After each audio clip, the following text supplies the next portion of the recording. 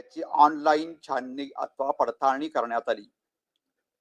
गैरमार्ग प्रतिबंधक योजना यावर्षी माननीय मुख्यमंत्री महोदय यांच्या 100 दिवसांच्या कृती आराखड्या कार्यक्रमांतर्गत माननीय शिक्षण मंत्री महोदय, माननीय शिक्षण राज्यमंत्री महोदय यांच्या मार्गदर्शनाखाली शासनाने दिलेल्या निर्देशानुसार राज्यात कॉपीमुक्त अभियानांतर्गत सर्व माध्यमिक व उच्च माध्यमिक शाळांमध्ये 20 जानेवारी 2025 ते 26 जानेवारी 2025 या कालावधीमध्ये जनजागृती सप्ताह आयोजित करण्यात आला होता. माननीय मुख्यमंत्री महोदय तसेच माननीय उपमुख्यमंत्री महोदय, माननीय शिक्षण मंत्री महोदय, माननीय शिक्षण राज्यमंत्री महोदय यांच्या समेत माननीय मुख्यमंत्री महोदय यांच्या अध्यक्षतेखाली 11 फेब्रुवारी 2025 रोजी व्हीसी द्वारे मंडळाच्या इयत्ता 12वी व 10वीच्या परीक्षेसंदर्भात माननीय मुख्य सचिव, माननीय प्रधान सचिव शालेय शिक्षण, माननीय आयुक्त शालेय शिक्षण, सर्व माननीय विभागीय आयुक्त, जिल्हाधिकारी, सर्व पोलीस आयुक्त, सर्व पोलीस अधीक्षक व माननीय मुख्य कार्यकारी अधिकारी, राज्यमंडळ अध्यक्ष, विभागीय मंडळ अध्यक्ष यांची व्हीसी आयोजित करण्यात आली होती. आणि यामध्ये यावर्षीच्या परीक्षा कॉपीमुक्त व भयमुक्त वातावरणात पार पडतील याच्या दृष्टीने जिल्हास्तरीय प्रशासन यंत्रणेने सहकार्य करावे असे निर्देश माननीय मुख्यमंत्री महोदयांनी दिले होते.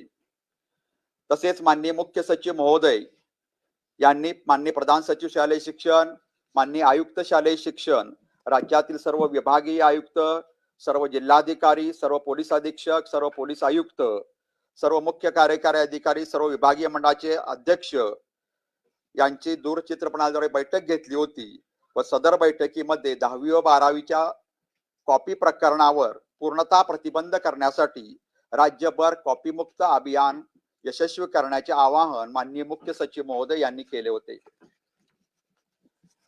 फेब्रुवारी मार्च 2025च्या इयत्ता 12वीच्या परीक्षा निकोप वातावरणात पार पाडण्यासाठी यावर्षी आपल्याला माहित आहे की सन 2021 व सन 2022 या दोन परीक्षा वगळून मागील 5 वर्षाच्या फेब्रुवारी मार्च 2018, 19, 2020, 2023 व 2024 या परीक्षा केंद्रांवर ज्या ठिकाणी या परीक्षांवर कॉपी केसेस किंवा गैरमार्ग प्रकरणे सापडली होती अशा परीक्षा केंद्रावरील सर्व केंद्र संचालक, सर्व पर्यवेक्षक, परीक्षेशी संबंधित सर्व व्यक्तींची नियुक्ती सदर केंद्रावर समाविष्ट असणाऱ्या शाळेतील शिक्षक व कर्मचाऱ्यांव्यतिरिक्त इतर अन्य शाळा व उच्च माध्यमिक विद्यालयातील शिक्षक व शिक्षकेतर कर्मचारी यांच्यामधून करण्यात आली होती. त्यानुसार राज्यामध्ये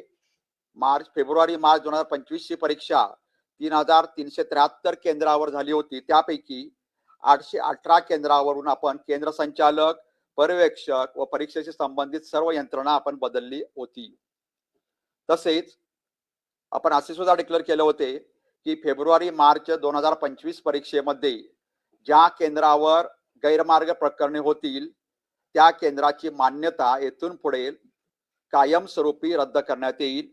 यावर्षी मार्च 2025च्या परीक्षेमध्ये 12वीच्या परीक्षेमध्ये एकूण 124 केंद्रावर गैरमार्ग प्रकरणे आढळली असून नियमानुसार ज्याप्रमाणे डिक्लेअर केले त्याप्रमाणे त्यांची चौकशी करून ती केंद्र पुढील परीक्षेपासून कायमस्वरूपी बंद करण्यात येणार आहेत.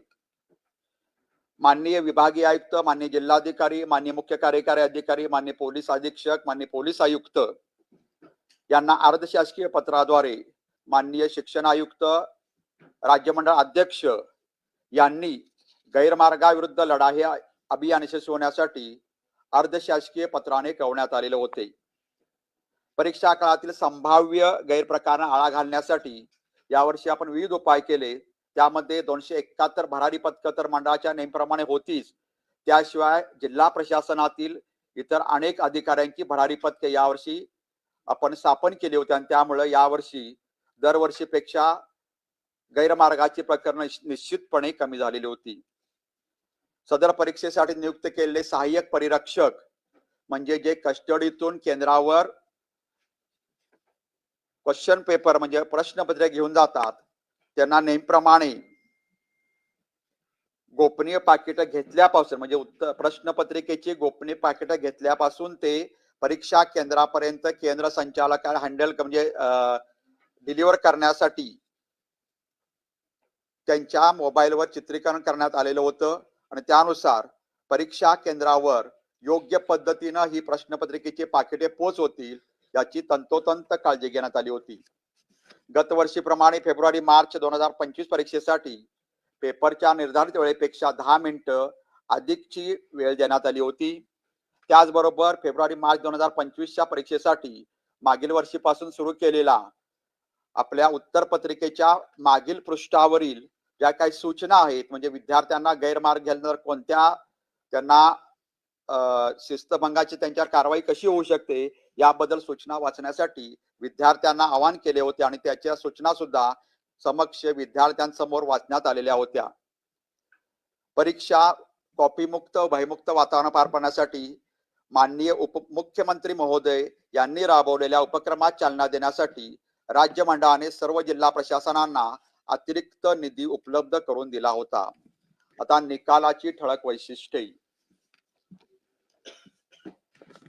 या परीक्षेत राज्यातील पुणे, नागपूर, छत्रपती संभाजीनगर, मुंबई, कोल्हापूर, अमरावती, नाशिक, लातूर, कोकण या 9 विभागीय मंडळामधून विज्ञान, कला, वाणिज्य व व्यवसाय अभ्यासक्रम तसेच ITI या शाखांसाठी एकूण 14,27,085 नियमित विद्यार्थ्यांनी नोंदणी केली होती.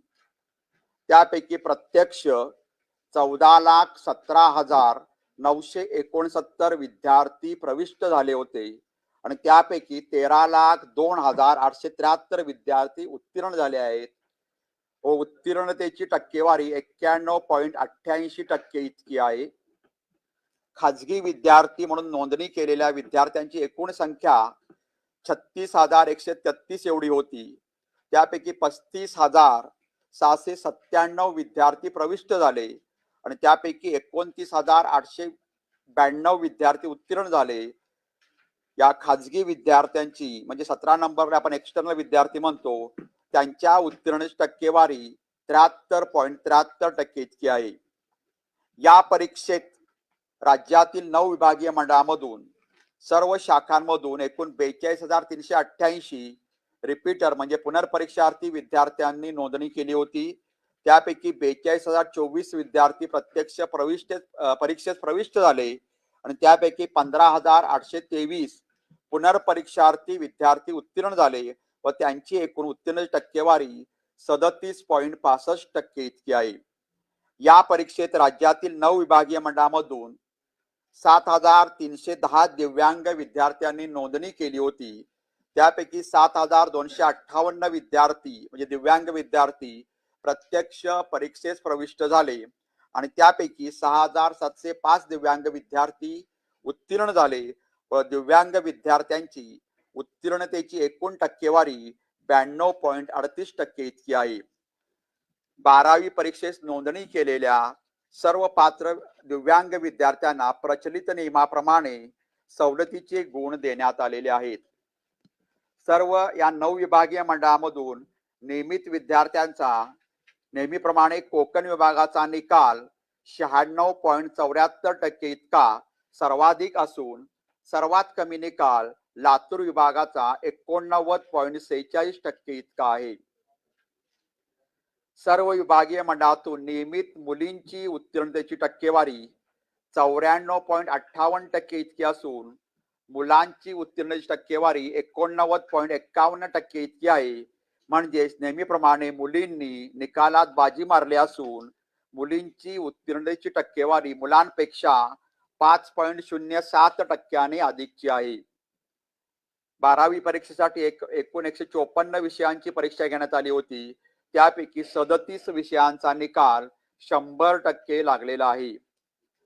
उच्च माध्यमिक प्रमाणपत्र परीक्षा मार्च-एप्रिल 2022 ते मार्च-एप्रिल फेब्रुवारी-मार्च 2025 याचं जर सरास बघितलं तर 22चा निकाल होता 94.22%. 23ची उत्तीर्ण टक्केवारी होती 91.25%. 24ची उत्तीर्ण टक्केवारी होती 93.67% आणि 25ची उत्तीर्ण टक्केवारी आहे 91.88%. म्हणजे मागील वर्षीपेक्षा फेब्रुवारी मार्च 2024चा निकाल 93.67% होता आणि या वर्षीचा निकाल म्हणजे फेब्रुवारी मार्च 25चा निकाल हा 91.88% इतका आहे. म्हणजे मागील परीक्षेपेक्षा या परीक्षेचा निकाल 1.49% कमी आहे. खेळाडू एनसीसी स्काउट गाईड च्या विद्यार्थ्यांना शासन निर्णयानुसार सवलतीचे वाढीव गुण देण्यात आलेले आहेत. त्यानुसार 20,943 विद्यार्थ्यांना क्रीडा सवलत किंवा स्काउट व गाईडचे जादा सहभागाचे किंवा प्रावीण्याचे गुण देण्यात आलेले आहेत. आता श्रेणी सुधार किंवा गुण सुधार योजना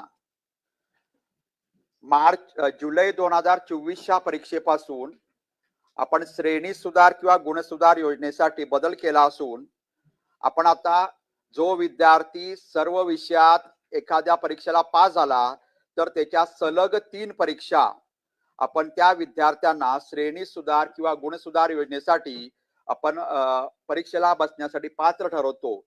म्हणजे आता फेब्रुवारी मार्च 25चा आता निकाल लागतो. हे विद्यार्थी जर सर्व विषयात पास झाले असतील एकाच वेळी सर्व विषय घेऊन आणि या विद्यार्थ्यांना येणारी जून जुलै 25ची परीक्षा, पुढच्या वर्षीची येणारी फेब्रुवारी मार्च 26ची परीक्षा आणि त्याच्यानंतर येणारी जून जुलै 26ची परीक्षा, या 3 सलग परीक्षेपैकी तिन्ही संधीला किंवा तिनापैकी एका संधीमध्ये त्या विद्यार्थ्यांना श्रेणी सुधार किंवा गुण सुधार योजनेसाठी निश्चितपणे प्रविष्ट होण्याची संधी देण्यात येत आहे. या तिन्हीपैकी एक किंवा तिन्ही परीक्षा तो बसू शकतो आणि त्याशिवाय त्याला एकदा श्रेणी सुधार किंवा गुण सुधार योजनेनंतर त्याला मार्क कमी झाले असतील किंवा जास्त झाले असतील तर विद्यार्थ्याला विकल्प असतो की त्यानंतर 6 महिन्यामध्ये की त्याला कुठलं गुणपत्रक घ्यायचं आहे, पहिलं घ्यायचं आहे काय दुसरं घ्यायचं आहे. त्याने विकल्प दिल्यानंतर त्याला ते पहिलं दुसरं गुणपत्रक पाहिजे असेल तर पहिलं गुणपत्रक परत घेऊन दुसरं गुणपत्रक त्याला अदा करण्यात देता येते. ऑनलाईन निकालानंतर गुणपडताळणी, उत्तरपत्रिकांच्या छायांकित प्रती, पुनर्मूल्यांकन यासाठी अर्ज स्वीकारण्यात येणार असून यासाठी आम्ही दिलेल्या संकेतस्थळावर सर्व माहिती, अटी व शर्ती व सूचना देण्यात आलेल्या आहेत. या प्रक्रियेसाठी विहित शुल्क debit card, credit card, UPI, net banking याद्वारे ऑनलाईन पद्धतीनेच भरावयाचे आहे. गुण पडताळणीसाठी तसेच पुनर्मूल्यांकनासाठी दिनांक 6/5/2025 म्हणजे उद्यापासून ते मंगळवार दिनांक 20/5/2025 पर्यंत विहित नमुन्यात अर्ज करणे आवश्यक राहील. गुण पडताळणीसाठी प्रति विषय 50 रुपये इतके ऑनलाईन शुल्क मंडळाकडे जमा करायचे आहे. तर विद्यार्थ्यांना फोटोकॉपी घेतल्याशिवाय म्हणजे उत्तर पत्रिकेची फोटोकॉपी घेतल्याशिवाय त्याचा पुनर्मूल्यांकन करता येत नाही आणि फोटोकॉपी घेण्यासाठी सुद्धा 6 मे ते 20 मे या कालावधीत विद्यार्थ्यांना अर्ज करता येईल आणि विद्यार्थ्यांना ही फोटोकॉपी ही हस्तपोच किंवा ऑनलाईन किंवा रजिस्टर पोस्टाने कोणत्याही पद्धतीने त्याला घेण्यात येईल. यासाठी एका विषयासाठी फोटोकॉपी घेण्यासाठी 300 रुपये विहित शुल्क नेहमीप्रमाणे आलेले आहे. तसेच पुनर्मूल्यांकनासाठी 300 रुपये तर छायापत्रिकेसाठी 400 रुपये इतके शुल्क ऑनलाईन पद्धतीने मंडळाकडे जमा करावे लागेल. उत्तरपत्रिकेचे पुनर्मूल्यांकन करण्यासाठी फोटोकॉपी घेणे गरजेचे आहे. फोटोकॉपीसाठी प्रति विषय 300 रुपये एवढे मूल्य ऑनलाईन पद्धतीने भरून घेण्यात येणार आहे. विविध स्पर्धा परीक्षा तसेच विविध प्रोफेशनल परीक्षा किंवा प्रवेश पात्रता परीक्षा म्हणजे उदाहरणार्थ JEE, नीट यासारख्या ज्या प्रवेश परीक्षा असतात त्या विद्यार्थ्यांच्या उत्तरपत्रिकेची गुणपडताळणी तसेच छायाप्रत व पुनर्मूल्यांकन तातडीने करून देण्याच्या सूचना सर्व विभागीय मंडळांना देण्यात आल्या आहे. त्यासाठी सदर परीक्षेच्या प्रवेश पत्राची प्रत विषय शिक्षकांच्या अभिप्रायासोबत अपलोड करावी लागेल. ऑनलाईन पद्धतीने घेण्यात येणाऱ्या माहिती तंत्रज्ञान म्हणजे IT विषय व सामान्य ज्ञान म्हणजे GK या विषयाच्या उत्तरपत्रिकेचे पुनर्मूल्यांकन करून देण्यात येणार आहे. त्यासाठी देखील उपरोक्त पद्धतीने ऑनलाईन अर्ज करणे व ऑनलाईन शुल्क भरणे आवश्यक राहील. विद्यार्थ्यांना त्यांचा निकाल व त्या अनुषंगिक येणारे प्रश्न यावर मार्गदर्शन करण्यासाठी राज्य मंडळाकडून तसेच विभागीय मंडळाकडून समुपदेशक नेमण्यात आलेले आहेत. ही सुविधा ऑनलाईन निकालाच्या दिवसापासून म्हणजे आजपासून पुढील 8 दिवस कार्यरत राहील. उच्च माध्यमिक प्रमाणपत्र परीक्षा उत्तीर्ण झालेल्या सर्व विद्यार्थ्यांना मंडळामार्फत पुढील शिक्षणासाठी शुभेच्छा. तसेच सदर परीक्षेत काही कारणास्तव यश प्राप्त करू न शकलेल्या विद्यार्थ्यांना पुढील आयुष्यासाठी सुद्धा शुभेच्छा देण्यात येत आहेत. धन्यवाद. आता या संदर्भात जर आपण बघितलं तर मागील वर्षीपेक्षा 1.49% निकाल कमी झालेला आहे. म्हणजे या वर्षीचा निकाल 91.88 एवढा लागलेला आहे. मागील वर्षीचा निकालापेक्षा 1.49% कमी आहे. जर आपण 22, 23, 24 चा निकाल बघितला तर 23 सुद्धा निकाल याच्यापेक्षा कमी होता. त्यामुळे निकालाची एकंदर सरासरी बघितली तर ही सर्वसाधारण सरासरी दरवर्षीप्रमाणेच आहे. यामध्ये नेहमीप्रमाणे कोकण विभागीय मंडळाचा सर्वाधिक निकाल असून लातूर विभागीय मंडळाचा त्या मानाने कमी निकाल आहे. म्हणजे सर्वात शेवटच्या 9 नंबरांना लातूर विभागीय मंडळ आहे.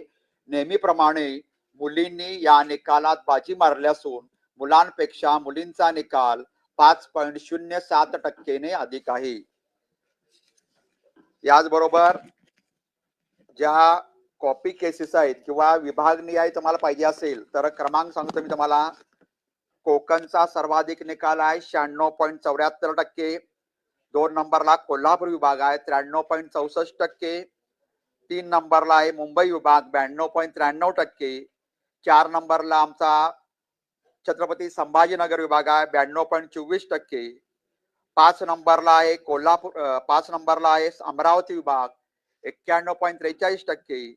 6 नंबरला आहे पुणे विभाग 91.32%. 7 नंबरला आहे नाशिक विभाग 91.31%. 8 नंबरला आहे नागपूर विभाग 90.52% आणि 9 नंबरला आहे लातूर विभाग 89.46%. म्हणजे नियमित विद्यार्थ्यांमध्ये एकूण सरासरी निकाल 91.88% इतका लागलेला आहे.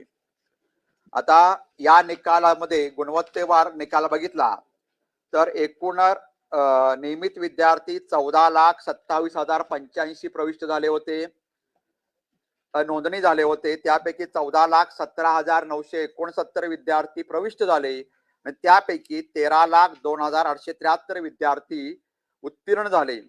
यामध्ये प्रावीण्य म्हणजे distinction first class with distinction म्हणजे प्रावीण्यासह प्रथम श्रेणी जे 75% पेक्षा जास्त गुण मिळालेल्या विद्यार्थ्यांची संख्या आहे 1,49,932. फर्स्ट क्लास व त्याच्या पुढे त्याची संख्या आहे 4,07,438. द्वितीय श्रेणी म्हणजे 45% ते 59.99% पर्यंत विद्यार्थी आहेत 5,80,902 आणि उत्तीर्ण श्रेणी म्हणजे 35% व त्यापेक्षा पुढे म्हणजे 44.99% ते पर्यंत विद्यार्थी 1,64,701 असे 13,02,873 विद्यार्थी या परीक्षेत उत्तीर्ण झालेले आहेत. शाखानिहाय जर निकाल बघितला, शाखानिहाय म्हणजे आर्ट्स, कॉमर्स, सायन्स, MCBC आणि ITI तर तो निकाल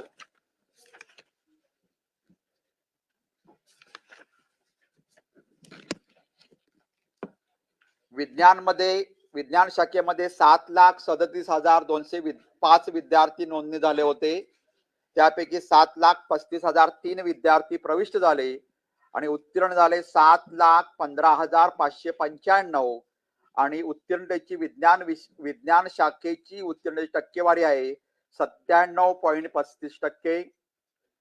कला शाखेचे नोंदणी झालेले विद्यार्थी होते म्हणजे आर्ट्स शाखेचे 3,54,799. त्यापैकी प्रविष्ट झाले 3,49,696. उत्तीर्ण झाले 2,81,706 आणि उत्तीर्ण टक्केवारी 80.52%.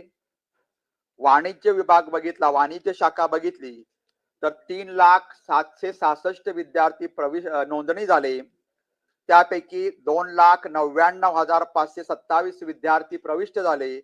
त्यापैकी 2,77,729 विद्यार्थी उत्तीर्ण झाले.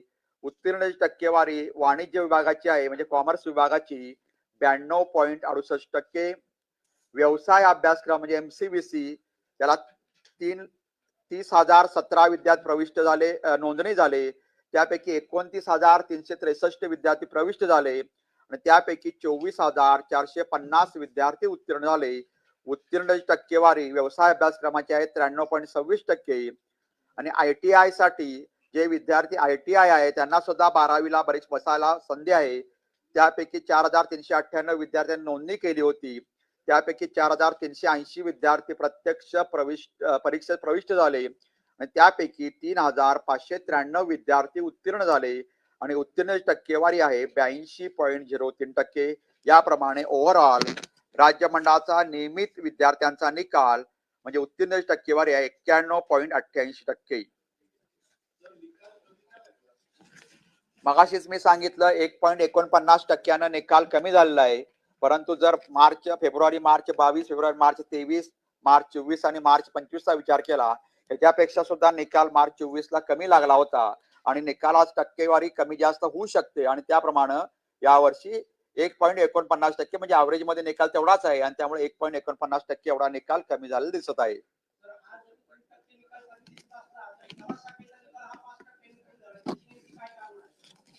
आता याचा निकालाचं आपल्याला इव्हॅल्युएशन करावं लागतं, ते पण आम्ही करून घेऊ. आणि 85% मागील वर्षी होता, या वर्षी 80% आहे. त्यामुळे कदाचित तो निकाल कशामुळे कमी झाला याचा आम्ही उहापोह करू.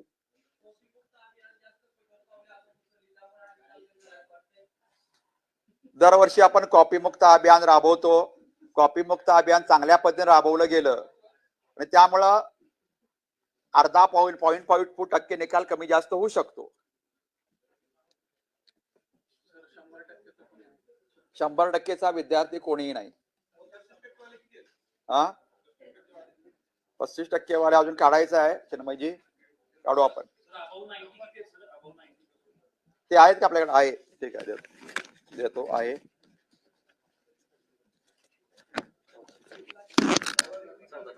अबाव 1929 4,500 विद्यार्थी आहेत. एक मिनिट 98 काय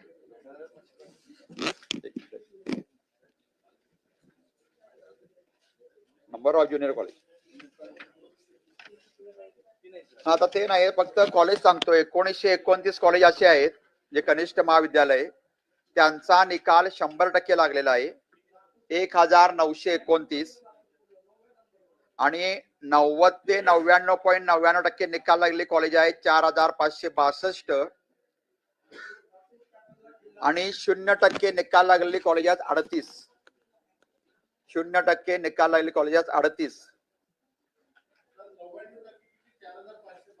4,562 कॉलेज असे आहेत की त्यांचा निकाल 90 ते 99.99 इतका आहे आणि 1,929 कॉलेज इतके आहेत की त्यांचा 100% निकाल आहे.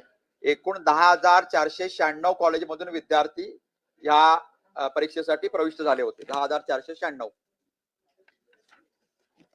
यामध्ये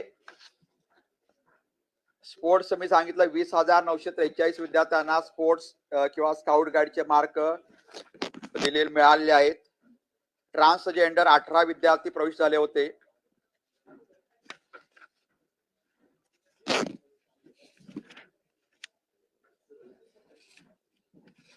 आणखी काही शंका असल्यास कृपया विचारा.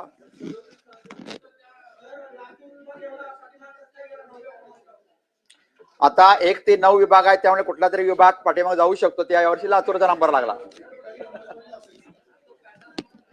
लातूर पॅटर्न याचा अर्थ लातूर मध्ये काही विद्यार्थी चांगले मार्क गुण मिळवतात. याचा अर्थ असा नाही की लातूरचे सगळेच विद्यार्थी 100 चांगले गुण मिळवतात. लातूर पॅटर्न असा कदाचित त्यांची गुणवत्ता पण चांगली असू शकते, परंतु निकाल त्यांचा एकूण निकाल घेतला तर 89.89% समथिंग आहे.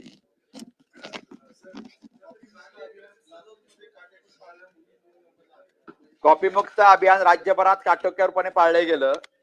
त्यामुळे कुठला तरी विभाग पहिल्या नंबरला दरवर्षी आता कोकण असतो आणि कुठला तरी विभाग 9व्या नंबरवर आहे. त्यामध्ये यावर्षी तो लातूर गेलेला आहे.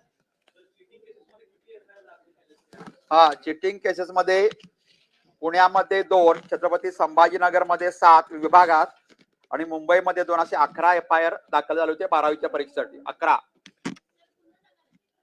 पुण्यामध्ये 2, पुणे विभागात 2, छत्रपती संभाजीनगर विभागात 7 आणि मुंबई विभागात 2 असे एकूण 11 FIR संख्या यावर्षी 12वीच्या परीक्षेसाठी होते.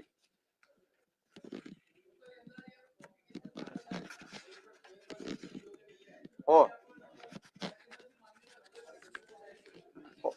हो, 124 केंद्र अशी आहेत चिन्मयजी. 124 केंद्र आहेत. 124 केंद्रावर 364 का 366 कॉपी केसेस झाल्या होत्या परीक्षेच्या कालावधीमध्ये आणि एकूण केंद्र होते 124. तर या 124 केंद्राची मान्यता रद्द करणार आहोत. फक्त त्यांना एक संधी द्यावी लागते ती कॉपी केसेस कुठल्या स्तरावर झाल्या, म्हणजे ते प्रत्यक्ष भरारी पथकाने पकडल्या की त्यांच्या पर्यवेक्षकांनी पकडल्या हे पण आम्हाला बघायला लागतं आणि ते करून त्यांची मान्यता निश्चितपणे या वर्षीपासून कायमस्वरूपी रद्द करण्यात येईल.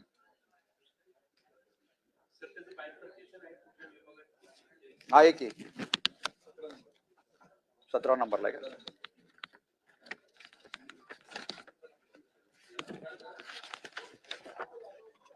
हा, 124 कॉपी गैरप्रकार जे आढळून आले त्यांचे म्हणजे 367. त्यामध्ये पुणे विभागात 25 केंद्र आहेत. 25 केंद्रावर गैरप्रकार आढळून आले. नागपूरमध्ये 19 नागपूर विभागात, छत्रपती संभाजीनगर 44, मुंबई 5, पुणे 25, 25 मध्ये 45 कॉपी केसेस झाल्या 25 सेंटरवर. नागपूर विभागात 19 सेंटरवर 33 कॉपी केसेस झाल्या. छत्रपती संभाजीनगर विभागात 44 सेंटरवर 214 कॉपी केसेस झाल्या. मुंबईमध्ये 5 सेंटरवर 9 कॉपी केसेस झाल्या. कोल्हापूर विभागात 3 सेंटरवर 7 कॉपी केसेस झाल्या. अमरावती विभागात 10 सेंटरवर 17 कॉपी केसेस झाल्या. नाशिक विभागात 6 सेंटरवर 12 कॉपी केसेस झाल्या. अमरावती 10 मध्ये 10 सेंटर्स. नाशिक विभागात 6 सेंटरवर 12 कॉपी केसेस झाल्या.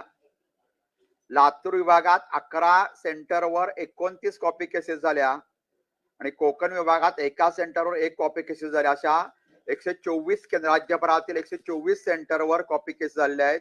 त्यामुळे या 124 सेंटरची मान्यता आम्ही चौकशी अंती नियमानुसार रद्द करणार आहोत.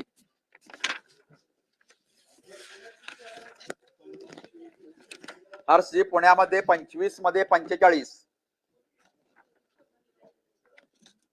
ठीक आहे, आपल्याला सर्वांना धन्यवाद. आपण या परीक्षेच्या कालावधीमध्ये आम्हाला अत्यंत चांगलं सहकार्य केलं आणि निकाल सुद्धा आपल्या सर्वांच्या सहकार्याने लवकरात लवकर लावू शकतो. यावेळी सर्वांना धन्यवाद.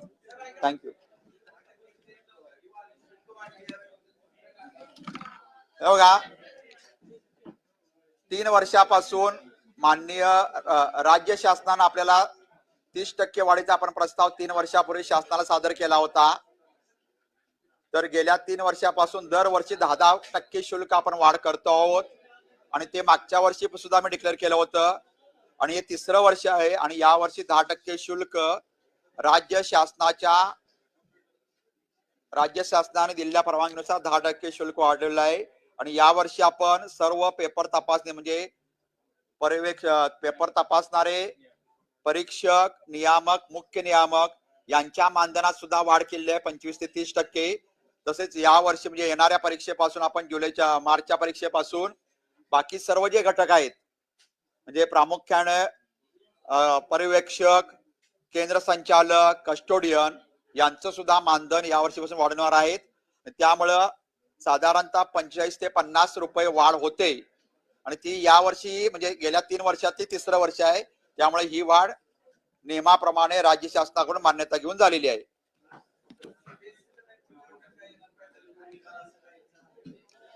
आता जे राज्य शासनानं धोरण निश्चित केलेलं आहे त्यानुसार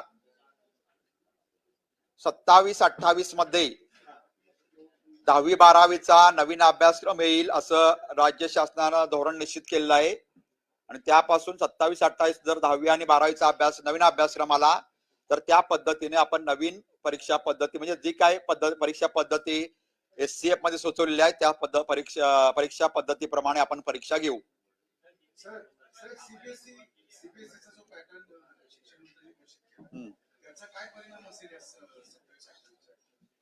नाही, आता प्रत्यक्ष अभ्यासक्रम कसा असेल, प्रत्यक्ष परीक्षेचं स्वरूप SCF मध्ये कसं दिलं असेल त्यानुसार ठरेल.